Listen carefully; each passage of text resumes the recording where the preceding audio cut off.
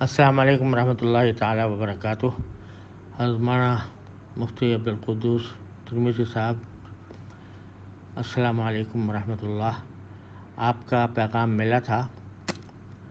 اصل میں ہم نے جو اس رات جب کہ یہ کہا گیا جمعہ کے افراد کے اوپر پابندی عائد کی گئی، تو اس وقت بھائی صاحب کے کمرے میں ہم اپنے دارالفتہ کے رفقا بھی سب جمع ہوئے۔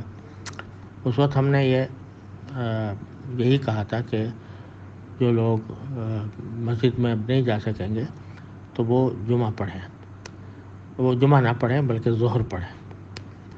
تو آپ کے اس میسج کے بعد ہم نے پھر دوبارہ اجتماع کیا، اور اس وقت میرے پاس مولانا مفتی عبدالمنان صاحب، مولانا تفضل علی صاحب، مولانا حسین احمد صاحب، یہ سب بیٹھے ہیں۔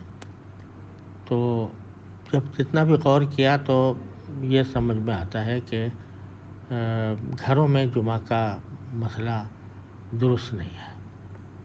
پہلی بات تو یہ ہے کہ جب تک جتنے فقہا کی عبارتیں دیکھیں تو اس میں یہی نظر آتا ہے کہ وہ اگر کسی کا جمعہ فوت ہو جائے تو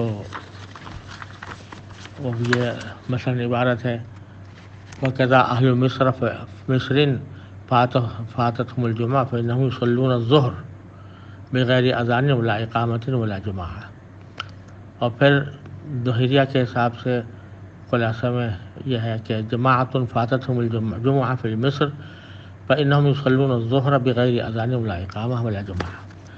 تو یہاں کہیں نہیں کہا گیا، اور امداد الاحکام کے میں نقل کر رہا ہوں، جلد 1 صفحہ 783 امداد الاحکام۔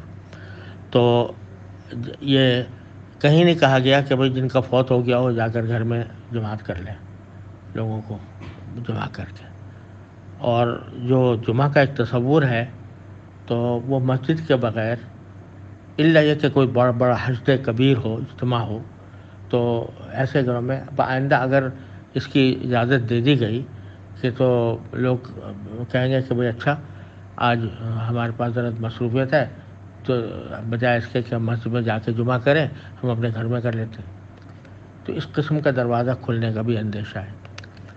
لہٰذا رجحان اسی طرف ہے کہ جمعہ پڑھنا، وہ ظہر پڑھنا چاہیے۔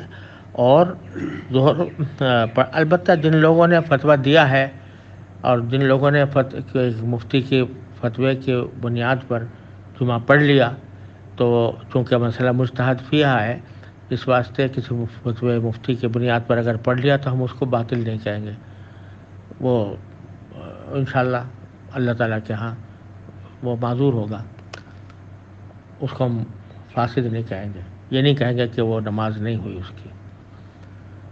اور جہاں تک ظہر کے بارے میں ایک دوسرا مسئلہ یہ ہے کہ آیا وہ جماعت سے پڑھی جائے یا انفراداً پڑھی جائے، تو اس میں بھی رجحان یہ ہوا کہ جماعت کے ساتھ پڑھنا بہتر ہے ان حالات میں، اس وجہ سے کہ یہ جو بات فقہاء کرام نے فرمایا ہے کہ ظہر انفراداً پڑھی جائے یا جمعہ انفراداً پڑھا جائے اور جماعت نہ کی جائے، جماعت کو مکروہ قرار دیا، اس کی 3 اسباب بیان فرمائے۔ ایک یہ کہ معارضہ ہوگا مسجد جامع سے، تو یہاں یہ بات نہیں پائی جا رہی کوئی معارضے کی، کیونکہ مسجد جامع کے اندر جو جمعہ ہو رہا ہے وہی محدود ہے، تو یہاں پر کوئی معارضہ اس سے لازم نہیں آتا۔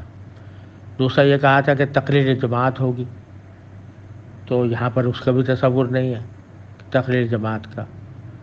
اور تیسری بات یہ تھی کہ بعض غیر معذور لوگ بھی جب دیکھیں گے جماعت ہو رہی ہے تو وہ شامل ہو جائیں گے، تو اس کا بھی یہاں کوئی تصور نہیں ہے۔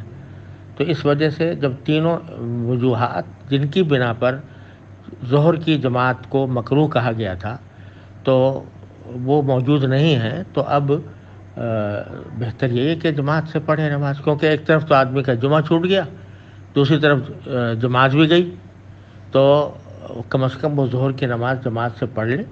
اور اس کے اوپر حضرت امداد الاحکام میں علامہ شامی کا لکھا ہے کہ کراہت تنزیہی ہے، تحریمی نہیں ہے جماعت کی۔ تو اب وہ کراہت تنزیہی بھی اس مجبوری کے حالات میں سمجھتا ہوں کہ کراہت تنزیہی بھی شاید نہ ہو، بلکہ افضل یہ ہو کہ وہ نماز جماعت سے پڑھی جائے. جیسے کہ عام حالات میں اگر نماز ہماری کوئی فوت ہو جائے، خدا نخواستہ ظہر ہے، عصر ہے، تو ہم گھر میں تنہا پڑھیں گے یا جماعت کے ساتھ پڑھیں گے؟ ظاہر ہے کہ جماعت کے ساتھ پڑھیں گے. تو یہاں جو علتیں بیان کی گئی تھیں وہ علتیں اب تو پائی نہیں جا رہی، اور ان علتوں کے ساتھ بھی علامہ شامی کہتے ہیں کہ یہ صرف کراہت تنزیہی تھی.